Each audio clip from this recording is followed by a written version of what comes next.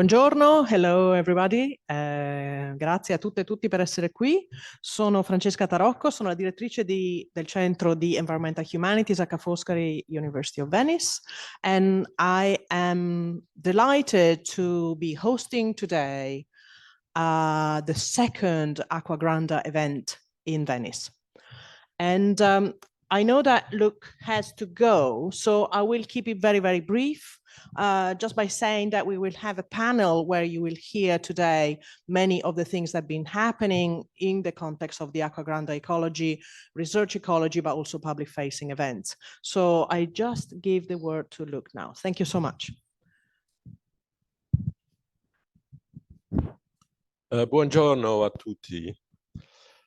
I have to start with an apology, which is that I will speak English.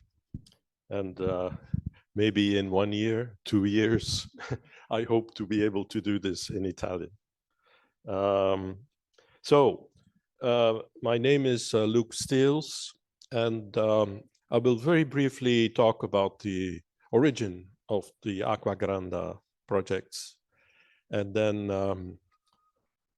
give a lot of thanks to several people here.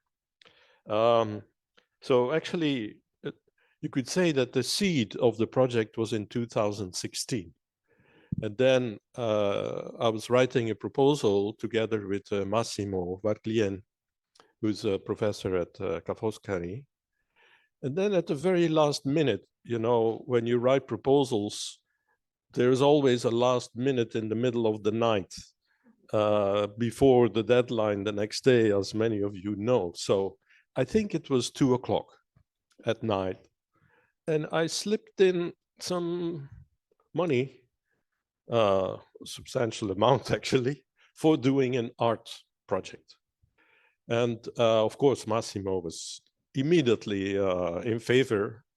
The others didn't notice it because they were too busy with other things. And so this is how we got the first resources for this project. And so it was accepted, and we started in February 2017 with the Odysseus project. The Odysseus project was about studying opinion dynamics through social media, using tools of complex system science, and of course, studying what was going on in social media and in other ways in which people could express themselves. And so now then, this project of doing something with art was lingering, right? And there was not yet a very concrete idea. But then I think it was the 9th of November, 2019. Yeah, 12th, well, the 12th of November. You know, I was also in Venice, and at 11 o'clock at night, I naively thought I'm going to watch what is going on, because, you know, the windows were sort of trembling. And then there was this Acqua Granda, right? Not just Acqua Alta, but I live on Sant'Elena.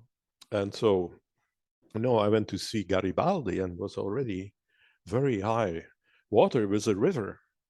And then I came back along the Biennale, you know, Giardini. This was before the wall collapsed.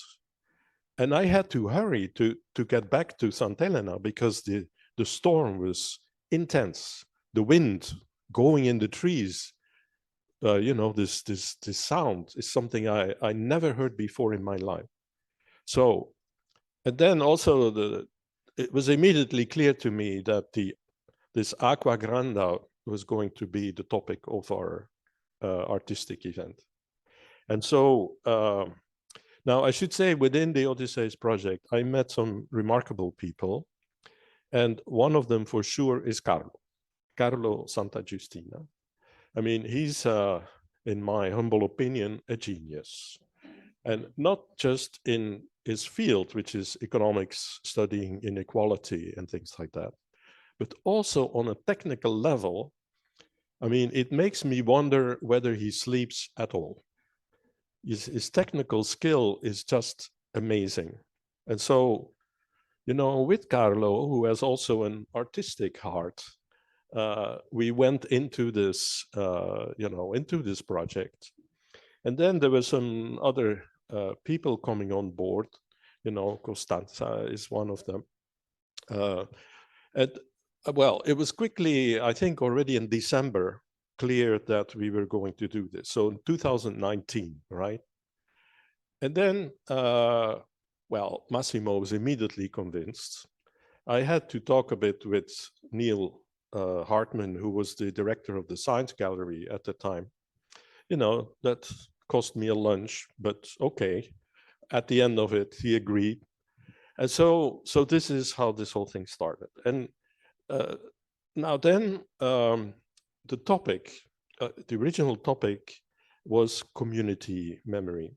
There's the catalog we made for the first event, which happened in, what was it, 2020, I guess? 20, yeah. Is una memoria collettiva digitale, so a digital community memory. Now, the idea of a community memory is actually quite old. It's from the 70s. And the first community memory, I think, became active in 1972. It was in Berkeley, where else? And of course, this is before the internet was widespread, before social media, before the web, all of these things. Those ideas were already there. What is the idea? The idea is to create a collective memory of events, and that way exchange information, but the information is coming from citizens to other citizens. And so this is the foundation of social media, which then, went on to make a commercial activity of it. But the original idea was a very human, social idea in the exchange, of information. And so that's why the whole thing developed, that we needed to have an archive. This is particularly Massimo has this idea of archiving and archive not only of pieces of paper, but of well, we call it data, but actually that's not the right way. It's the thinking, the ideas, the pictures, the memories of people. That is what we wanted to collect. And so then a whole project started. I don't have time to go into details because unfortunately I have to apologize because I'm going to run away. I need to take a flight later on. Yeah, you can circulate. Anyway, I have to conclude because we're going to learn, a lot about the current manifestation, which is actually the third initiative already. And well, I cannot, obviously I can say a lot more, but, I'm also incredibly thankful to Armin Linke and Giulia and Lorenzo, who from the beginning, we discussed already in 2020, I think they also contributed to this book, and they have done a beautiful project. Now, the final thing I want to say is that all of this is not possible, thanks to a number of people. I'm thinking in particular about Gabriella. I don't know whether she's here. Yes, the people who are standing there in the back, Gabriella Travaglia and Giulia Saya. I mean, their organizational skills are just amazing. And if I would want to hire somebody, well, maybe I shouldn't say that because, in terms of organization, I'm totally amazed, really. And I've done a lot of organization in my life with a lot of institutions. So, but I think it's very important here in Venice. I read yesterday or something, a report from the Fondazione Pellicani about the loss in Venice of the people in a particular age group. And this age group is, let's say, between 30 and 40, well, a bit earlier, but 30 and 40. Now, this is dramatic for a city because that age group, they are doing projects like this. Acqua Granda is thanks to them. And also they create families, they create the life of the city. And so I think they observed a loss of 60% of that age group. Now, this is, I think, a key. And by projects like this, which are certainly not easy, I have to emphasize that, should be composable, because they sort of go through different departments, through different institutions, through different age groups, and those people are able to do that. So, I thank them enormously for all their work and effort, and I encourage you to take the Vaporetto. I saw him this morning, actually. It was beautiful, the colors in the sun. They were more beautiful than yesterday. So it's a great initiative. And you want to say a few words? Huh? You want to say what it is? Yes. Okay. So I have to stop here, unfortunately, and I leave you to enjoy the panel and to see also the pictures and to talk to the other people. Okay. Thank you.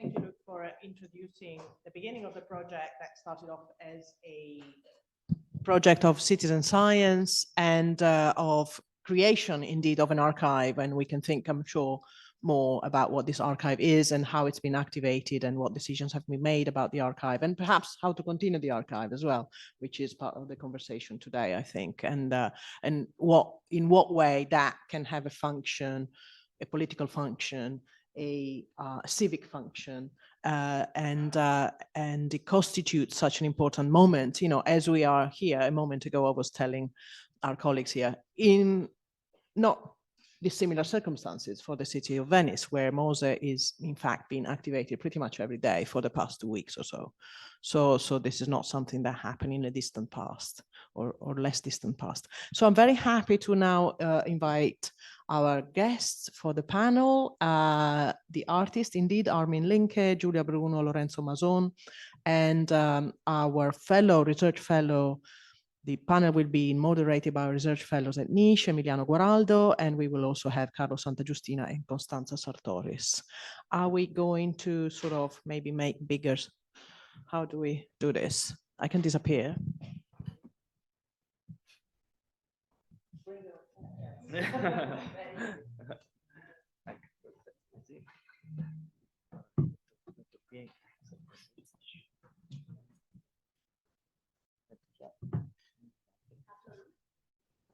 Noi ci mettiamo di là, lasciamo dire.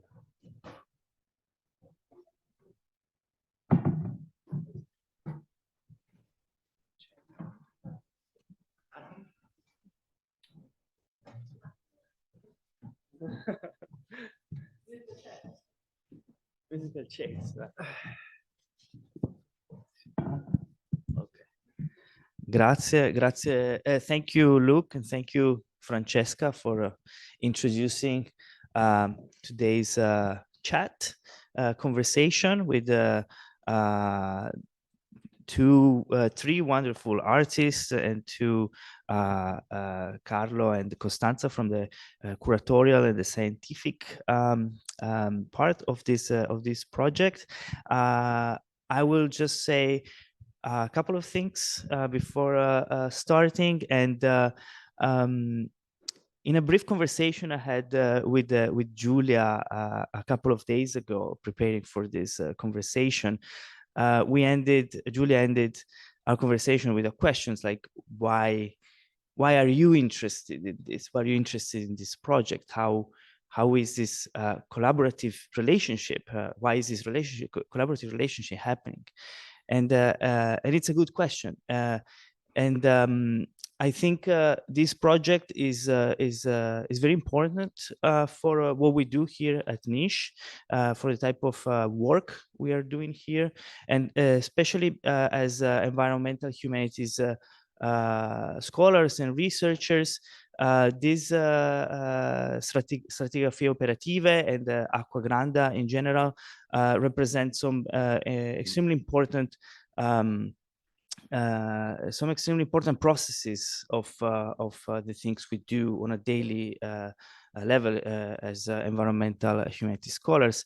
First of all, we are transdisciplinary researchers working at the juncture of the planetary and the local ecosystems, and we are interested in how the arts, especially how the arts are reacting, proposing ways of looking at this socio-ecological crisis and these new environments in which we are living.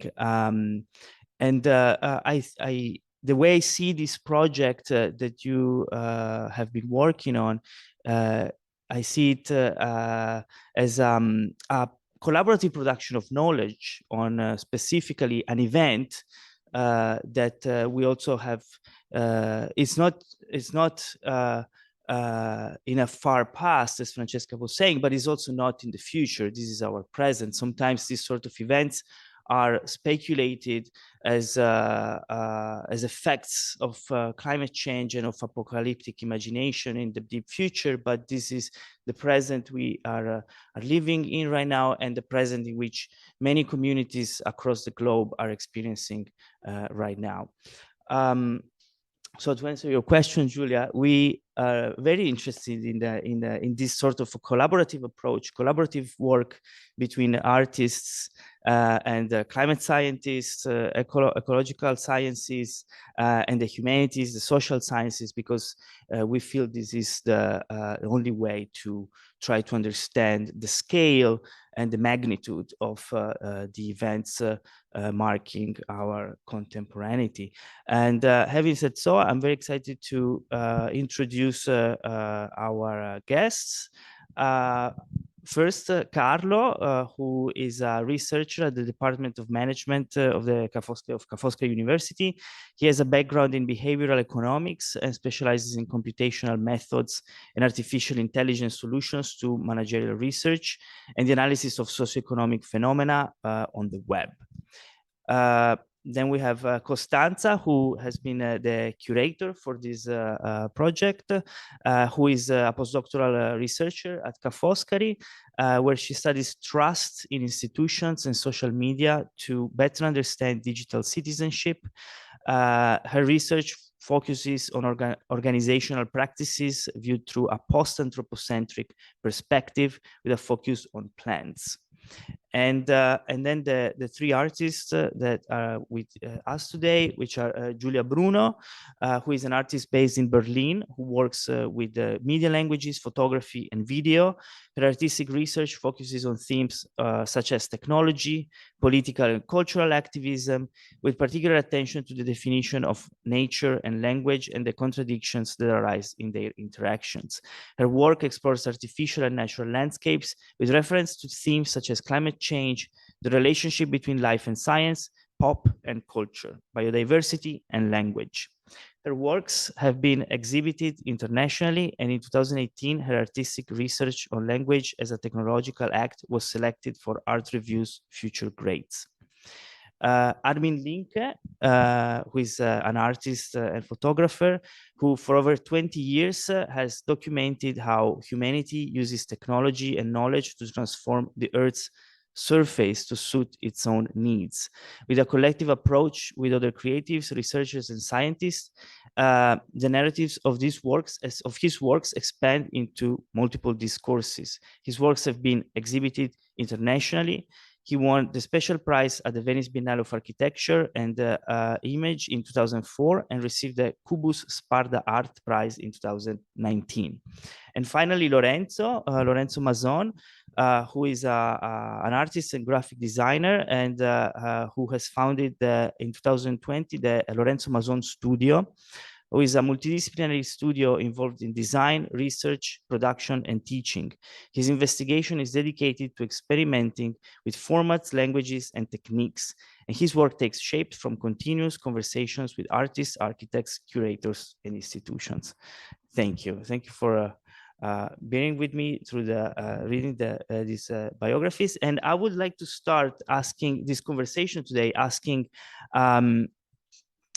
Costanza about the curatorial approach and the curatorial philosophy behind this project, and especially in regards to the to the public nature of this work and the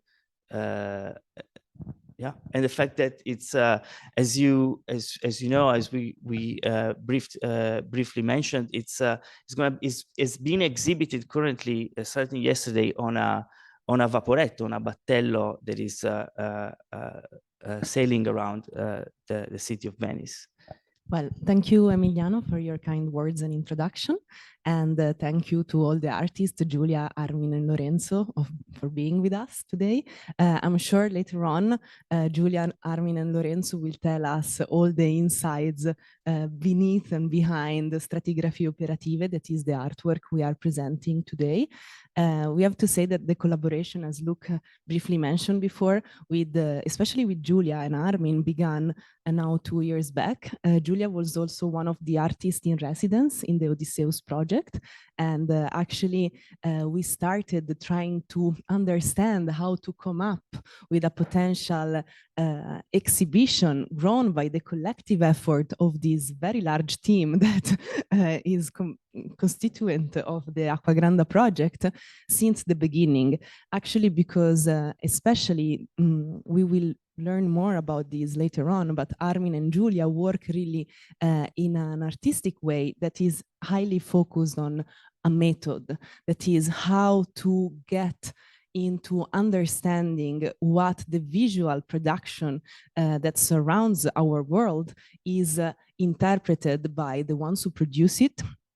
And actually, what was missing back in the days in the Acquagranda archive and community memory was really the point of view of the institutions that took part in the processes surrounding the Acquagranda event. And this is why Giulia and Armin started this dialogue that then was enlarged also to Lorenzo, to find a way to give voice and have a sort of reading of all the images as the ones we are seeing now on the screen that were circulating, especially not only in the media, but also in the internal files of the institution that were taking care of the count of the damages, for instance. And actually once like since we were working with also many institutions, as you might expect, a key collaboration was with Vela, that is one of the institutions also with HCTV and with the support of Venezia e Unica, that wanted to take part in this project. And actually we were trying to think of possible collaboration.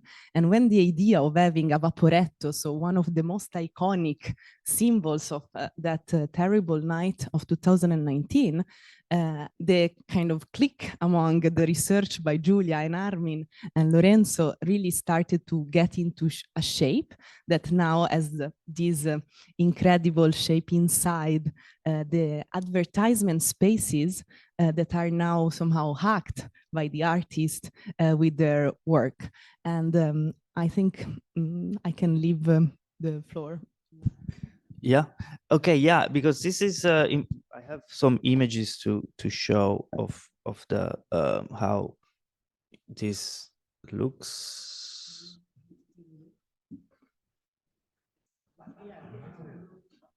Oh. Yeah. Can we do that? But anyway, if you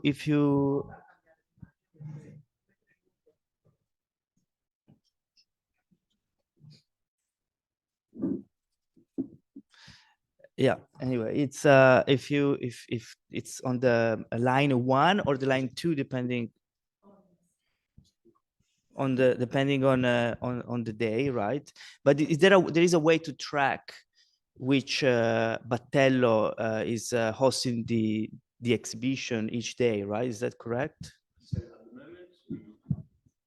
Yeah, so at the moment we can share each day the lines, but actually we hope that in a few days or maybe tomorrow we will have a GPS to kind of share in real time the position.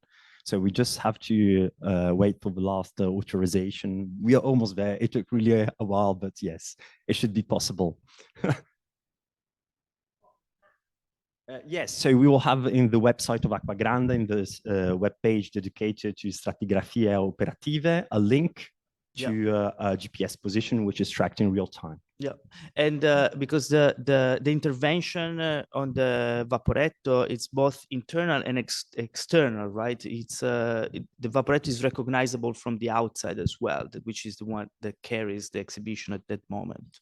Yes, exactly. Actually, now the vaporetto is becoming not anymore a usual vaporetto, as the artists most of the time have said. It's now a sort of floating sculpture because, of course, depending on from where you're seeing it. So if you're seeing it from a distance, you will see something, because again, a vaporetto is quite big for a human size body, and therefore from outside it has and carries certain meanings, while on the inside there are other narratives and images and signs given by this reading, collective reading that the artist had with the person that were part of these institutions that were involved in the process, telling other stories. And actually yesterday, we, at least for myself, it was incredible being inside this vaporetto, because it's really like a sort of magic box, because from outside, you know, there are these images, but when you enter, the images that are printed also on the windows, you cannot see them. So it's really a sort of a magical tool and a very nice experiential place where, if you are not aware of this artistic intervention, you might even don't notice it. So I think what is really incredible about the restitution project behind this choice of the battello is this very elegant re-entering in the life of Venetians and also of the people who uses these public transports to move around, so also tourists, for instance, and how these images might reactivate certain questions and certain reflections and certain memories upon the event that shocked the city back in 2019. Yeah, I'm circling some of the images so you can have an idea of the exhibit. And I would like to ask Carlo, how did you come to start this collaboration with the three artists? If you can tell us a bit more about this, how it originated as an idea, as to collaborate with them. So as Costanza was pointing out before, Giulia was already an artist in residence for the Odysseus project, and there they contributed, they did some interviews with Costanza and Luc, which are in the catalog together with Armin Linke. And we kind of discussed a lot about the type of materials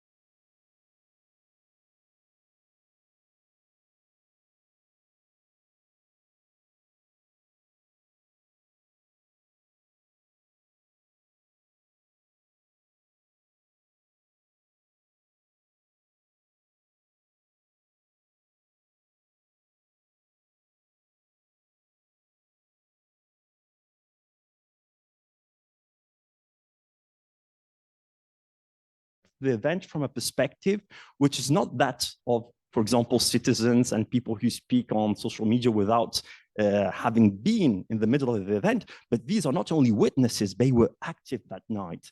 These are the ones that were trying to save people, shop owners, artisans. So for us, it was really kind of doing the next step.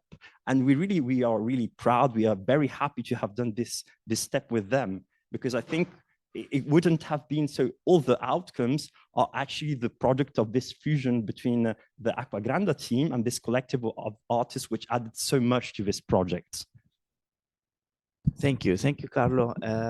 In regards to that, I would like to now ask the artists to sort of like describe to us how their process was and how their artistic research orientations sort of guided them in this process. Yeah, so first of all, we thought that it was very interesting, the idea that came before, to collect images from the internet, from social platform, as a cultural testimony, because this is really a social problem that we have, that there is all this mass of information out there, but this information is in the hand of these companies, so it's also a political question. And somehow the work that has done here is bring back this information to the citizens, and thinking not only it as an artistic process, but thinking it as a cultural critical mass of information in a long term, because it's very interesting that now, for example, climate scientists can look at paintings of Canaletto, not for their aesthetical quality, but to see what was the level of the water in Venice. So I think that the images that you collected might have very different readings in the future, because maybe we look at how people were dressed, we look what were the architectural, urbanistic dimension, also if it's in this tragic moment. But these images that you accumulated might have very important value, and these images often get lost, because or they are in the servers of a company somewhere in the United States, or they are in our cell phones that maybe in 5 years the batteries don't work anymore, so we throw them away with the cell phones as a community, and they are simply lost, but they are very important. So we thought, okay, this is a great project, we absolutely want to collaborate with this, but so much was already done. So what could be the next step? And the next step was to think that there are institutions that participated in this. Most of them are also voluntary persons, like Protezione Civile, or there are scientists that produce images that are not the classical, maybe photographic images, but they are maybe graphical images to study and to visualize ecological and climate conditions, or there are images produced for insurance issues, so for short-term economical transactions. So not at all aesthetical, but exactly because they don't use an aesthetical key for the production, they have another aesthetical value. Thinking, of course, maybe this is the influence a little bit of a collaboration that we had with Bruno Latour to look how images are produced as part of a process that can be a scientific process, that can be a cultural process, economical process, and whatever on. They're all cultural images that are not produced for aesthetic reasons, but for other reasons. But these other reasons have an aesthetic in them too. So with Giulia, when we spoke to the institution, we always said, okay, but we are also very interested in very boring pictures, like, but we have only Isma, we have only computers, we have only PowerPoints. Yes, great. we are really interested in them. So because I mean, like now we go to the Science Museum, I don't know, in Berlin, we go to look at the drawings of Humboldt when he draws the climate movements through the Atlantic. Yeah, we think, it's very beautiful. But now the same drawings that our scientists at ISMAR are just a PowerPoints. But maybe in 200 years, we will look at this PowerPoint as an aesthetical object. I got a little bit lost now. But first of all, I have to thank also the team for their really stamina in speaking with the institutions, and I have to thank the institutions for the trust, because I mean a lot of issues is how do you use these pictures, because these pictures depict persons, so there is a question of privacy, there is a question of trust, and I think a project like this is only possible with a long dialogue in deciding what is a protocol of the use of the images and creating this trust. And I think this was very important. Maybe once we collected these images, we went through another project that was this commenting project. Maybe Giulia wants to tell something about this. Thank you. Yes, for us was not enough only to have this kind of political view to give the life, a second life to this photo, because, for example, what it was interesting also the way in which we selected. I mean, also in the contemporary way to think regarding archive. Also, the other question was, which is the value according to that we have to give a second value. So what we did, it was to have this kind of workshop, also thanks to the team of Acquagranda, in which we invited the institution to comment them.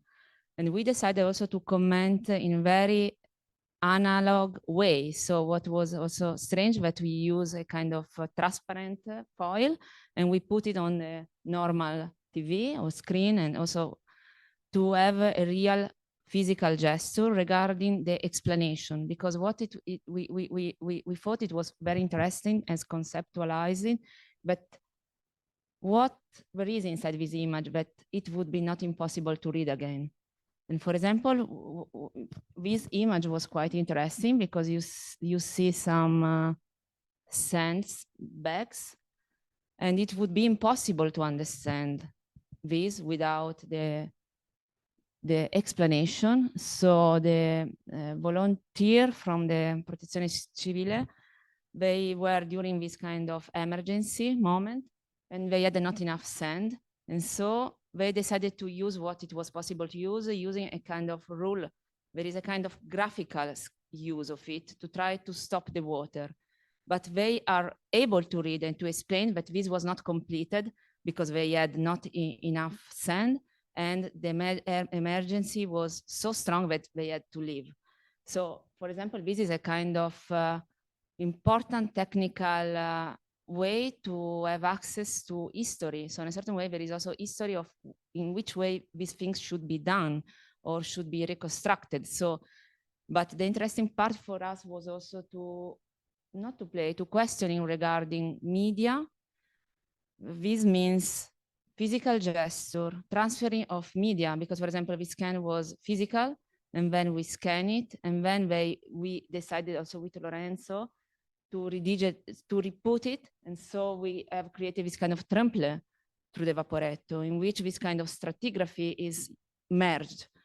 And the desire was also to bring this question back, creating this kind of sculpture in which this kind of knowledge is inscribed, and maybe we should also keep again this kind of necessity to re-question, to reread, and to have all this importance of what nowadays one image means, because we have social media, all these photos are done also for technical reason, but we have tons of images.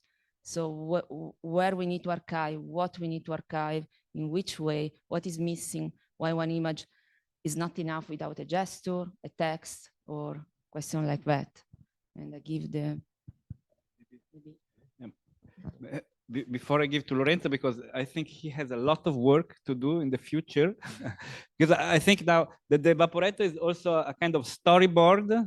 It might be a kind of sculptural storyboard for the next step that might be a book. And that will be also a lot of work for you.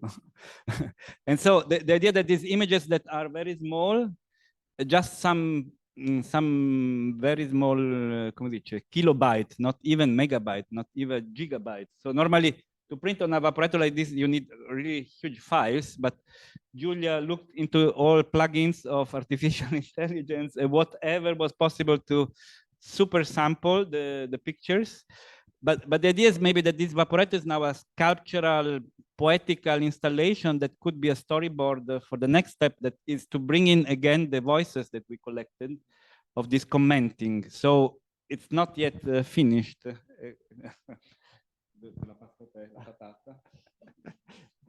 Voila.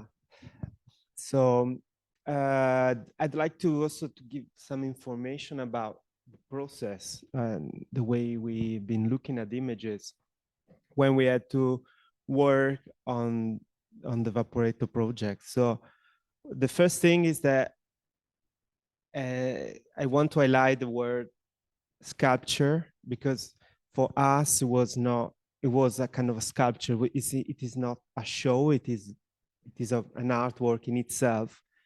And the question we had was how to transform some images in a sculpture. And the way we've been looking at all the archive, I've been making a selection, and just to give you some, what we've chosen is, for one side, a picture that was very iconic of the Vaporetto, that was, how to say, there was a very interesting Vaporetto because it was very iconic image, and it was a Vaporetto that was branded with the Biennale Arte 2019. So it was fun because of the Biennale image. It was fun, it was interesting, let's say, because it was another Vaporetto that was with an advertising on top.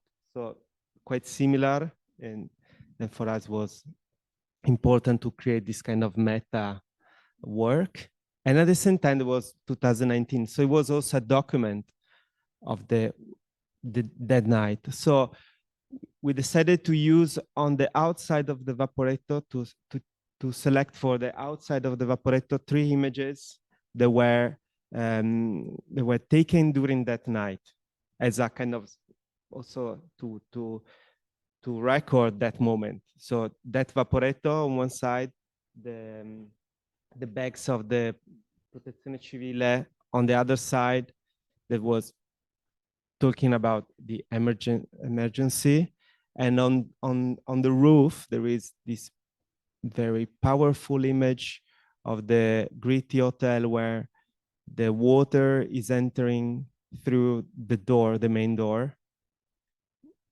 Yeah.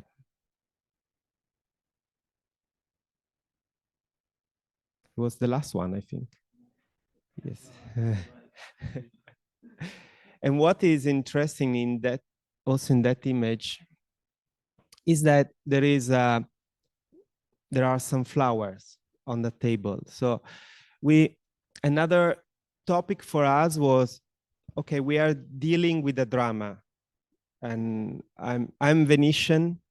I still remember the night as a drama, because I've lost 10 years of works of my archive into the water. I've lost a lot of books. So I remember at 2 a.m. I went in the studio, and I started to cry, because all of a sudden it was really a nightmare. But then I saw all the people around the city in the next days, and it was even terrible for them, even terrible for the people that were living on the ground floor, and they had the water inside their beds, inside their sofa, inside their life. So we were also thinking about how can we represent the drama, and we knew that those images will have to resonate also with the Venetians. And so we were thinking about not just showing the drama, but also we wanted to make something poetical about it. So we were very interested in that flowers on top of it as a kind of not just representing the drama, but also giving a kind of how to say alleviatorio and cathartic image. Instead, inside the Vaporetto, there are 24 images, one for each panel, because yeah, as they said, described it perfectly before, those spaces are the spaces used for advertising. So every image is in a panel. So every image is the space of an usually given to a company for an advertising. And those 24 images are kind of representative of all the institutions and that have been working on that night. So we have Vigili del Fuoco, we have Protezione Civile, we have AMA, we have, and also we have some, at the very end, we have some citizens. So the last image is the very iconic image of the kiosk, newspaper kiosk that was taken back from the water. So in a sense, we wanted to finish with this kind of resurrection of the kiosk, and that was a kind of resurrection of also of the city. Yes, exactly. Exactly. So that was kind of the criteria we used to create this selection. And on top, you see those marks everywhere that are the comments done by the technicians and all the people interviewed by Giulia. So again, comments and the white space we've left. That white space is usually not used in advertising, because in advertising every centimeter is money, is a value. So you don't find white space in advertising. So we wanted also to use white space as a poetical part of this work, and that was this white space create a kind of a sensation when you enter in the Vaporetto. So you see that there is something different. Yes. There is something, there is a different tone of voice in the images.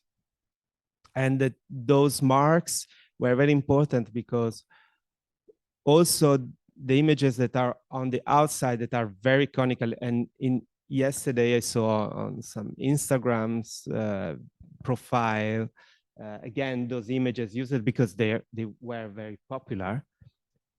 But we wanted to add those comments in order to transform, again, in new images that are not just the icons of the night, but are something more, because they talk about people, they talk about the process, they talk about the archive and so on. Maybe I would love also to add one small note, that the white for us, it plays also like the water. In a certain way also when the event of Acqua Granda arrived, and what is also super interesting, that Venice is able to be transformed. So there is a kind of invisibility also when all the passerelle retrace a new path of the city. So there is this kind of tension of what is visible, what is not visible, but what does it, in any case, exist. And for this reason, also the gesture of the sign is a little bit shifted. It's like this kind of breath of the life. There is an intention to emptiness, but emptiness doesn't mean that something doesn't exist. This is the first rule of science, I think, because I mean, I'm also biology. I have a degree in biology. And for me, what is I think very work well with image and photography is the fact that you don't know what is not existing only because you are not able to see it. So we have the representation, but the representation cannot contain everything. So there is again the question about document, and again the conceptualization of the work. I mean, photography, document, what we need to preserve and to archive for the future, as also Armin told regarding Humboldt, cartography, where we need to put value, what will become art, but art in the sense of protection of culture, protection of knowledge and transmission and transformation. I have to say that also CTV was really very generous, because you made this calculation what they lose in advertising in these months so it's a very generous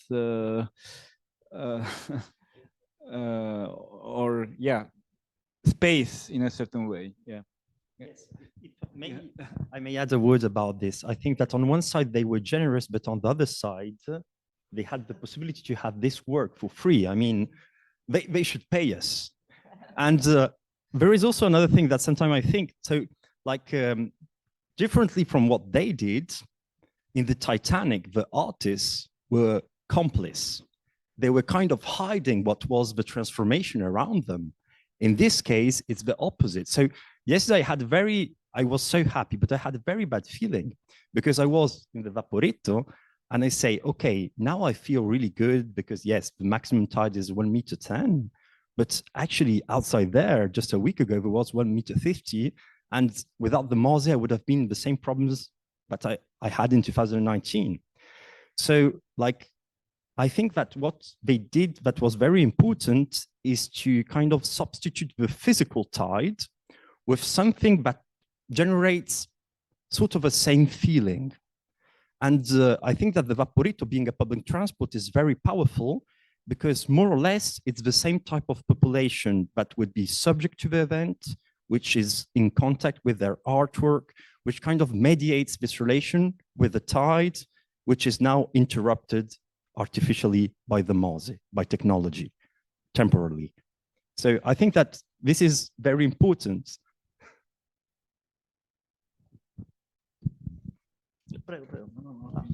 Okay. Yeah, talking about the advertisement spaces, I haven't been able to physically be on the right Vaporetto this morning yet, unfortunately. But knowing about the project, that sort of was the first thing I was looking for, and there was a moment of reflection as well on the pervasiveness of advertisement in these public spaces, right? So that even if the exhibition was not there in the Vaporetto, I was immediately drawn to the quantity of advertisement that was in Vaporetto. And the question I wanted to ask you all is like, when did the Vaporetto idea came into the creative process? Because it works really well, and even in this process of rematerialization that Armin and Giulia have been working on now for years, the Vaporetto makes complete sense, because besides the rematerializations from the digital into the physical, into the digital again, and with the signs, right, marked on them, also there is a new level of materiality here offered by the lagoon itself, that it's in every shot that we take of this exhibition, that the lagoon then becomes present twice, both as this almost monstrous phenomenon in the images, but also as the quaint touristic lagoon that is behind the windows of the Vaporetto. So when did the Vaporetto idea came into play for you? So probably there are two moments. So this is personal, maybe then I will leave the floor to Costanza. There is a first moment when with Marco Palladini, which helped us collect all the memories from citizens and associations, we had to kind of design the manifest, the small brochure, through which we asked citizens to contribute to the archive. And as a message, we used an example of a message of a person which works in the Acqua Granda team, that was from the day of the event, where she was writing the Vaporetto with a Biennale advertisement looks like an art installation. So this is very funny because with him one day in the summer of 2020, we had to select, let's say, the messages to show them that we were not collecting only images, but also chats. So this was a WhatsApp chat, but we still have in our website. And that was probably the first moment where there is this contact with the Vaporetto. Second moment, our scientific director really thought that the Vaporetto, Massimo Warglien, was the perfect medium for kind of showcasing the archive. He really believed in this, and he had already some contacts with HTV, but then it took a while to kind of understand the type of partnership. Marco Cosmo had a big role also. He's not here, but he mediated a lot this process to understand the way in which we could kind of give the right value to the materials, but also to have somebody who could work on them to make them more accessible, more understandable, more direct for people that then would be in contact again with these materials produced by citizens, but which are not always so easy to understand, as Giulia, Armin, and Lorenzo were saying before. So these were different moments, and they all kind of contributed to the idea that this Vaporetto was the perfect medium, in particular, I think, for the type of work that they had started already. Actually, I want to add on this that many ideas circulated before we collectively came up with the solution that actually HTV allowed us to do, because we thought of before, at the beginning, it was more about the space. So considering the Vaporetto as a sort of exhibition space, but actually due to a series of constraints, I think what the work shape now it has, it's way more impactful and effective than we could have ever imagined, as just using this Vaporetto as a sort of fancy exhibition and unconventional exhibition space. Because actually, I really believe that your choices, artistic choices of appropriating and aching the advertisement spaces in a way that is very elegant, kind of minimal, if you want, compared to what is usually there. I don't know if you've noticed some of the Vaporettos going around with the, you know, drinks, or well, when there are exhibitions promoted, it's a little bit less, you say, well, at least it's cultural promotion. But when you have just these bottles popping, it's a little bit cheap, thinking about, you know, this city that is in itself carrying certain artistic and memories of, you know, kind of research and culture, and instead having this work in these spaces and really somehow as a Trojan horse hacking the system. I think this is really, really the best possible solution we could have ever arrived to, rather than just, you know, somehow fetishizing the space of the Vaporetto as an unconventional place. Right. It's also, I think it's a sort of act of reappropriation of a space that produces. It's a image producing space, the Vaporetto, due to mass tourism, especially on the line number 1, line number 2. It's lots of images of touristic images of Venice that end up on Instagram and on social media are produced on the Vaporetto. So it's an interesting combination of a space that produces and exhibits at this point also. Well, it also exhibits images when it's advertisement, of course, but it's different type of image. And at this point, I would like to ask Armin and Giulia, if they don't mind, if they can maybe explain us how this project continues, the type of research they've been engaging on in the last few years. And I'm thinking especially on projects like Earth indices and prospecting the oceans, projects that have been hosted by institutions like the Anthropocene curriculum at AKW in Berlin, in which some of the method is recognizable in this project as well. So if you would like to share with us.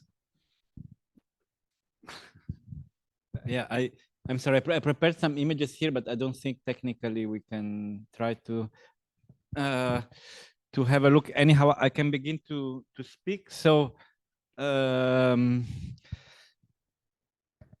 this method that we proposed here with the archive, we tested for about 2 years through a commission that we had through Haus der Kulturen der Welt, that is a cultural institution in Berlin, that in the last 5 years financed a group of geologists and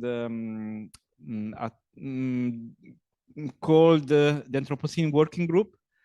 So that is already quite interesting that the cultural institutions finance some scientists instead of some artists.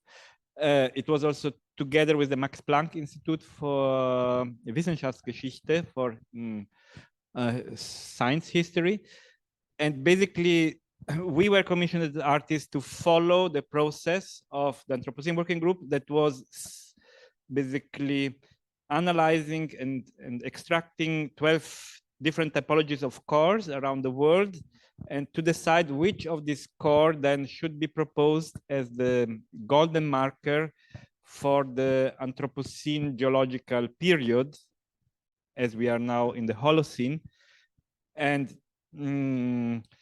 by the way, this was then selected and proposed to the International Stratigraphic Commission, that will decide in 2, 3, or 5 years if to propose this to the International Geological Commission. So we are definitely not yet in the Anthropocene technically, but the whole question was also go through the science, through and together with the scientists, to look at this process as a cultural process. And so it was also in the period of COVID, so we could not make use our normal method that we used also in prospecting ocean, to go to the labs, go to the political institutions, and really look in the black box, let's say, of operations. And so we asked the scientists to produce themselves images and send them to us, and then created a kind of also commenting studio inside the HKW when COVID opened up, and then made an exhibition that was like a kind of, that basically used much of the structure of the whole entrance of the HKW, that created a cartography of what happened in the labs in the 2 years of the process.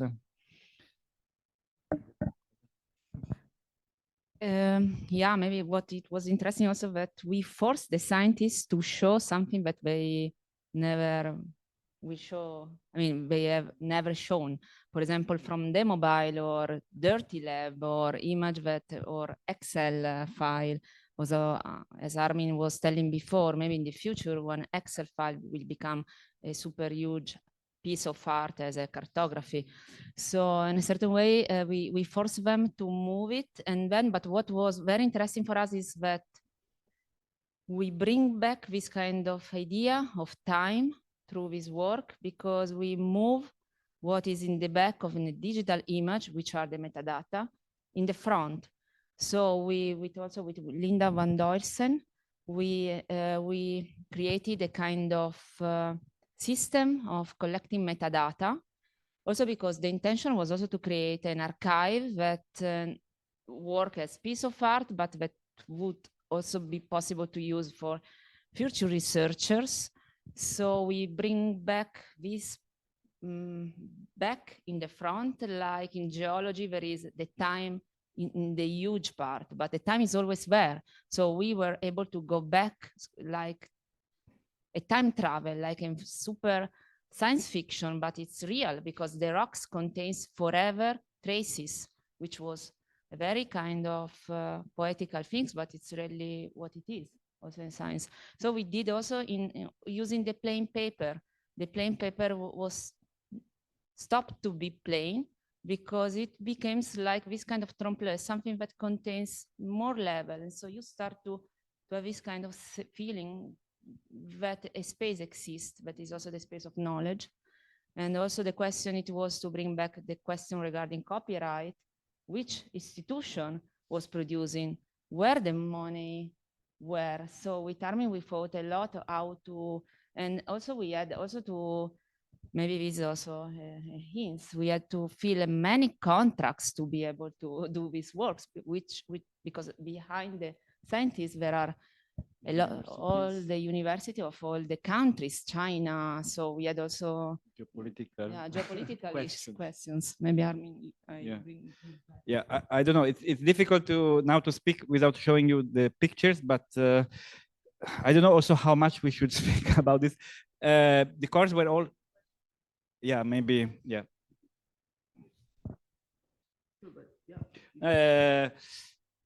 It was interesting that the cores were different mediums, so ice, mud, corals. So you had also this geographical and physical diversity in the methods, depending on the core.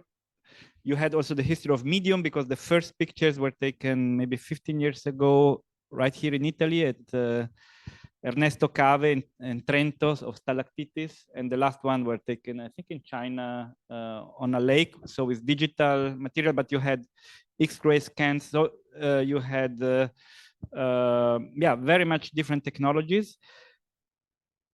But maybe I want to come back to here to Venice. That what is also very interesting in Venice is that what happened here is also in a place that basically where very long years ago, 500 years ago, mankind changed an ecosystem, and still it's changing again, because today it was decided not to change it because the Moses still was open. But I mean, now you can change the ecosystem just by pushing a button. So it's very interesting that Venice is not just a place. It's the place where also this, let's say, anthropocenic intervention was invented together in Western civilization. So also these images that we collected reconnect into this Anthropocene history as a document. And also I think it's what we also thought in selecting the images, and Lorenzo was very important, this as his Venetian, is okay, how will this image be read by a Venetian, and how will this image be read by somebody that just came from Marco Polo airport from China or from United States, and how will he read these images? So also thinking, okay, we put these images without comments. The comment will come later in the next step with the publication, but okay, this projection of cultural reading of images. And there is another connecting to this. There is this aspect that there are no words inside the Vaporetto. There are no explanations. And this, for this, we have to thank a lot Carlo because, and all the group, because they trusted us, letting us making this very radical action. So because without words, we were able to transform this action in a question. Because we didn't want to provide answer, we wanted to be as a question. So also for the tourists that are a lot coming and taking this kind of Vaporetto on the line number 1 and 2. And the second aspect that is very interesting is, again, copyright and authorship. So those images that are then an artwork and are not produced by an artist or photographers or by arts, are produced by normal people. So it's a collective, it's a group of artists inside this show. So it's interesting as a authorship perspective. Yeah, thank you. Before, if there are any questions from the audience, yeah. Yeah. Okay. Please. Yeah.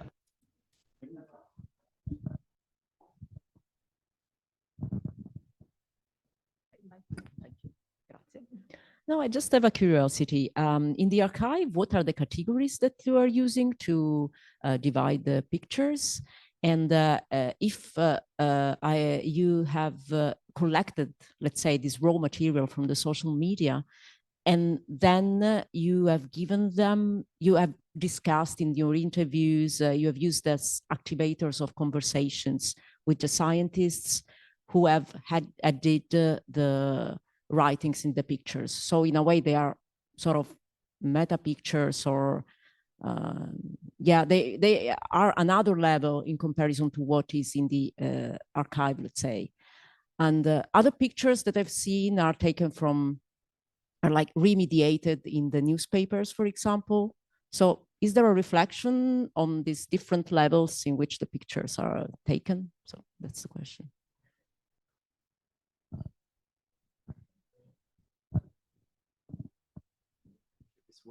No.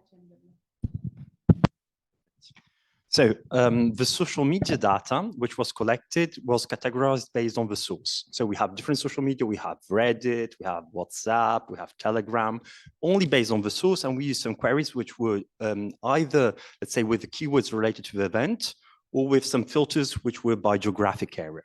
So this is what we had done before, but they did something different. So, and with that part of the archive, what we can track is the reuse of images across mediums in time. And we have also then all links to newspapers. So we can see if they recycled images from the New York Times rather than La Nuova. But that was the part of the social media archive, which was then enriched with data from citizens and associations, but they did a different work. They went to associations and to institutions and to like groups of volunteers. And with them, they did another collection directly with them without a medium in the middle. So these were materials that were provided directly, for example, by the volunteers of the Protezione Civile rather than Vigili del Fuoco. And then I'll let them explain what they did with this. Yeah, and what was interesting that, for example, Vigili del Fuoco, they rephotographed or they used in their own PowerPoints images that was produced by the media. So this is why sometimes in our archive, you find some images that came from social media because they used it themselves to document their operations. Or so there is, in a sense, some images that are very iconic were reused because somehow they were important for maybe emotionally too. So this is why there is some overlapping between the two archives, but these are two definite separately archive. And also, yeah, we also made contracts with everybody. So we asked for permissions, we defined how we wanted to use them, we asked and we showed them also how we use them every time. So in a kind of mutual exchange. Non so cosa dire. Sì. But I don't know if we answer completely the question. Yes. So the method was that out of this large amount of images, it was more than, I would say, between 1,000 and 2,000 images for each institution, something like that. We made a kind of pre-selection, bringing them down, I don't know, to 100, 200, something like that, because there were also repetitions, or some images, they were a little bit, we were curious about them. And then out of this, we met the different groups that produced the images, and we asked them, we pre-selected these images, which one are the images that are important for you? And could you please comment them? So can you make a storytelling, un po' come i cantastorie, scientific, and ask them like you would do, normally you would do this maybe in a presentation, a PowerPoint, you would use a digital marker to underline, okay, it's here, but we were in a group physically. So having the possibility to do it physically, this moment of physical performance, also, for example, the other colleagues of the Protezione Civile were there, and they said, okay, I would stand up and also go to the monitor and draw another story, how to read these images.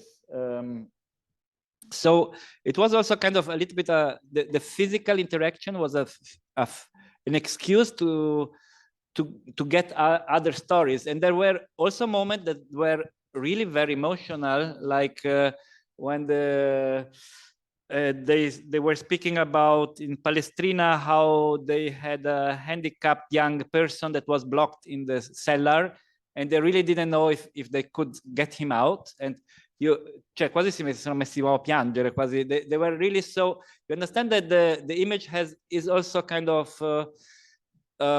psychological trigger for very, I don't want to say post-traumatic events, but really very strong events. And that also this dialogue had this moment of re-elaboration of this emotional moment. So to answer you, what the next step was, we ordered then which pictures were selected to be commented. So only images that were commented we used, and then these foils, we resynchronized them with the pictures, and sometimes we also moved them around. So then we had also a collection of, let's say, graphical comments. We have also an archive of spoken comments that we are now transcribing and will be part of the book. So these are the 3 levels, and we order them by institutions, or in the case that Giulia also worked a lot is, come si dice la cosa dell'assicurazione? Contributo danni. Contributo danni. So we went to the municipality. Yeah. So in this case, we really contacted each person, because the comune has not the privacy. He cannot give of course, a picture of a citizen without the citizen. So he said, okay, please go to the citizen and ask him if he wants to contribute. And this also was a lot of work. I mean, weeks of work to get an answer explained in the project, which each citizen tell me, look, this is nothing commercial. It's really a cultural project. Do you want to collaborate? So, and it's ordered in this way and on these different layers.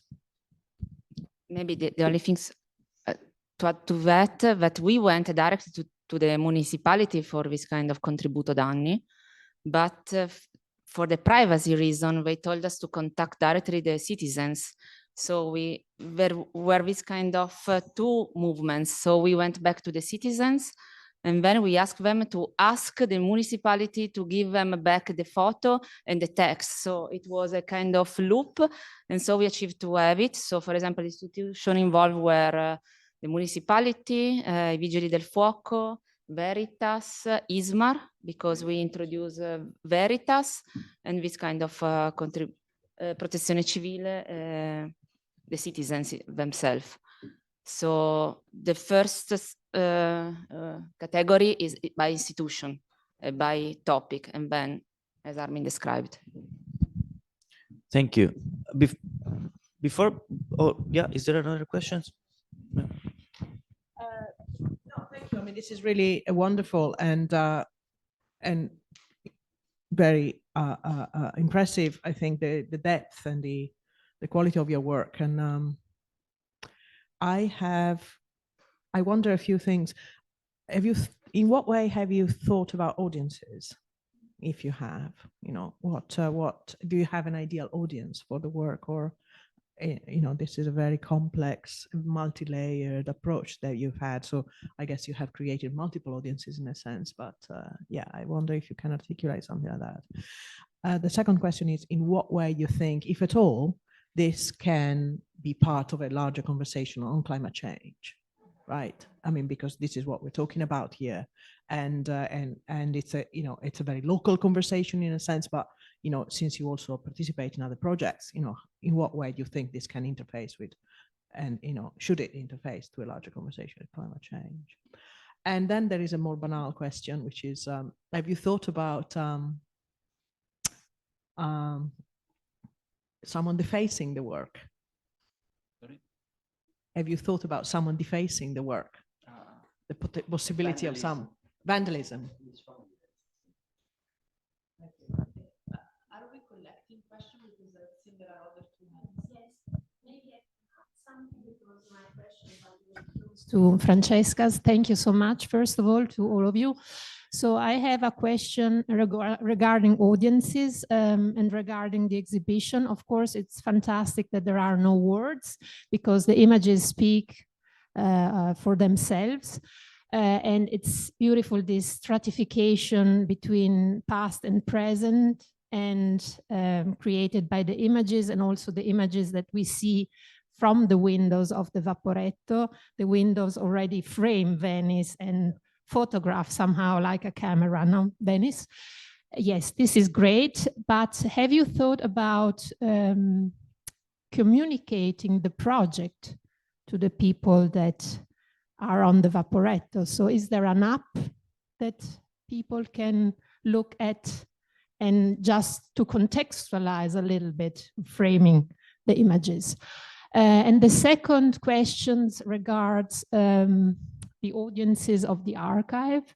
Somehow, have you thought, or how do you envision to keep the archive active in the sense of its public engagement and of the participation of people creating in the creation of the archive? Thanks.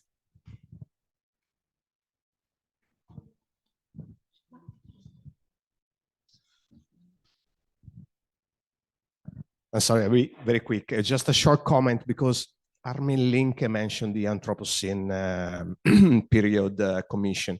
And just my 2 cents, I just wanted to point out that, in my opinion, according to what I see at least, the recognition of Anthropocene as a geological period is what is still causing a lot of troubles in the communication between the geological side, the scientific side of experts and the humanities, to the point that many geologists still debate whether or not it's the case to recognize the Anthropocene as an opinion, because it's too thin at the stratigraphical level. So many propose to establish the Anthropocene as a geological event. So I agree with them, by the way. And this has nothing to do with the undeniable climatic and environmental emergency, of course.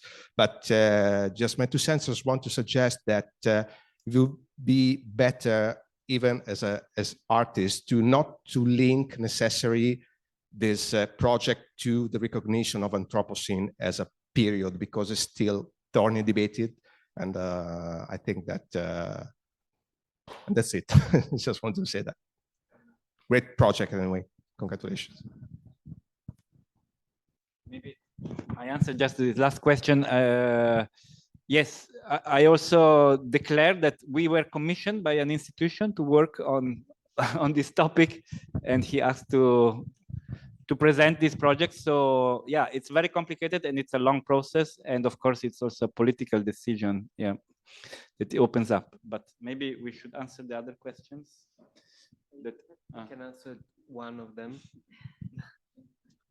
So about the question about global warming, I think that this Vaporetto is a kind of the idea. It was like to point out that even though there is Moses, so we think that there are no any more problem of flooding is still happening outside the lagoon. So the Vaporetto is want us and we wanted to make the tourists and the citizen to reflect about that the problem is still going on, is still present. So to remember that Mose is not the solution to the global warming. And about the continuation of the project, and about the other question that was related with how do we explain this project to everybody. We think that we need a second chapter. So the idea is that the Vaporetto is the first chapter of a work as an artwork, and the second chapter will have to be a book where we can provide more complex and information, and we can give back those interviews and other contributions. So that thing was not possible in the Vaporette itself because of the space we were able to use. Maybe two things. One, regarding the work Earth indices and the Anthropocene, working with the scientists, we saw that Anthropocene was very, I mean, it's the result, the definition. So in a certain way, it was also a work on language also. It's related to something very materic, and it is a synchronized trace. So I think that this is not only a cultural, and the work of the scientists is already a lot. The effort they did is huge, and they did other more steps also with Max Planck Institute. So this is not only one event, but is the research of all the sites synchronized on all the globe. So in a certain way, we only describe this process. And so we need also to do other steps with them arriving to the Stratigraphy Commission. Going back to the next step, first of all, Acquagranda set a kind of archive that is visible on the website. And the one part, it's our Stratigrafie Operative. So there is this possibility to go back and to retrace and to see all this process of archiving, all this effort through the website and through all the indication that you can find through the city, through this kind of poster. But we would love to go on using a book, but it's a different way to do a book. So it would be not a closed book. It would be a kind of also way to have a growing book as an archive, to give the dignity to have images and all, again, this kind of typology of metadata or important information to trace and to inscribe this in a cultural historical process. And I forgot the other question. Just vandalism, we thought about it and we accepted the risk. So we are not scared. We hope not that this would have, I mean, we hope that this will not happen, because for us it's important the trust this institution gave to us. So in a certain way, it's a kind of depiction for us is something that should be read as a kind of, I mean, personally, I don't like when somebody write on a book, so it would be the same. But if happens, we accept the risk, because we are playing with all this kind of dematerialization, temporalities. So if something has to be gone, we accept it. And this is very interesting, working with an archive. Can I answer the two questions that I think are more related to Acquagranda di per se, rather than just this artwork, Stratigrafie Operative? So first of all, the exhibition is communicated well through the flyers that are and the posters that are around the city. And more specifically, we need to thank again ACTV that helps us in promoting, let's say, the work di per se inside the Battelli stations, where there are some posters made ad hoc by the collective of artists, which are actually quite nice. I really love them. They're very graphic with some of these annotation and signs. While regarding how to keep the archive active and how to keep engaging the community, Stratigrafie Operative is one of the work that are part of Acquagranda, but Acquagranda is not only linked to this beautiful project. Actually, as you can see in the flyers that are left on the chairs, there is all the public program. This year, we decided to work a lot with the community, actually, by having really meetings with the people, citizens, scientists, artists. Like so many things will happen in the next month and are already happening since a couple of 2-3 days. So please check the public program. And of course, as this is a community memories, and we are as people and scientists and group of researchers who are part of the Acquagranda team, feel engaged and part of this community. So the idea is to also have you here to talk and see what can be the next steps to help us and this project particularly to grow in a way that is meaningful for everyone. So this is from my side. Yes, I will just add a few words. So for what concerns also the materials that they use, we will unlock them on the archive from now until like the end of this event, which is the 12th of December. So since the materials come from different sources, maybe each week we can unlock a part of the archive that they use. Certainly, I mean, we know that there are some materials that they will like to work on still for more time. So these ones will kind of be blocked because they collected them for us. But there is a process of unlocking. So the materials will be made accessible. And concerning the explanation, we had a lot of discussions because on one side, I mean, I'm very didactic. I would have written text everywhere, but I really think that their choice was the best one. And we started doing another process. So it's the other way around. We want to understand the spontaneous understandings of the citizens. And yesterday we started collecting the opinions of people, how they reacted if they saw the work. So which is the type of persons that notices the work? What do they think about it? Do they think it's related to Venice, climate change, the Mose? And this can be done physically, as we started doing yesterday. So through very short interviews when people go out from the Vaporetto, but also through social media. And this is actually one of our kind of capacities to do a second round of data collection, mentioning Venice or the Vaporettos, and understand how people interpreted this work. And they didn't want tags. So this was another thing that we discussed a lot. So the choice on not having a convergence on one single signal, one interpretation key. So this was voluntary. And I think at the end, it was a great choice. Okay, thank you. We have one question from the chat. I would like to prioritize that if that's okay. It's a question about the book project actually, and Joe Haben is asking, how will the authorship dynamic work with the output of the book? What will its intentions be? How will it be distributed? Who is the project targeted towards in its book format? Sorry, multiple questions also, says Joe. Do you want to address this, the nature of the book?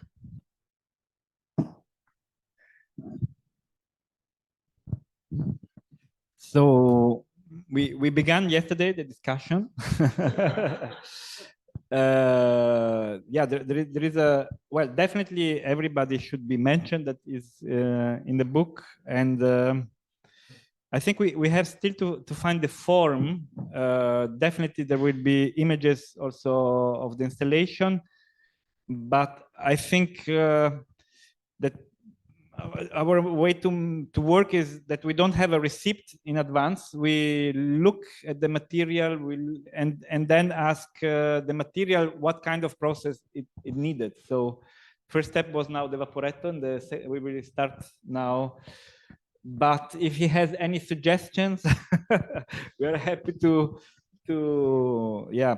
But maybe it should be also, there should be also PDF version that should be unphysical, or maybe it, like Giulia says, there should be the possibility also to have a grow, that it could be growing with additional comments, but there should be also something physical again, that is a kind of storyboard or is a kind of cartography of all these layers. Thank you. Yeah, I have one last question for Lorenzo, but if there are questions from the audience, maybe they should take priority. So if anybody has a question from the audience, no? Okay.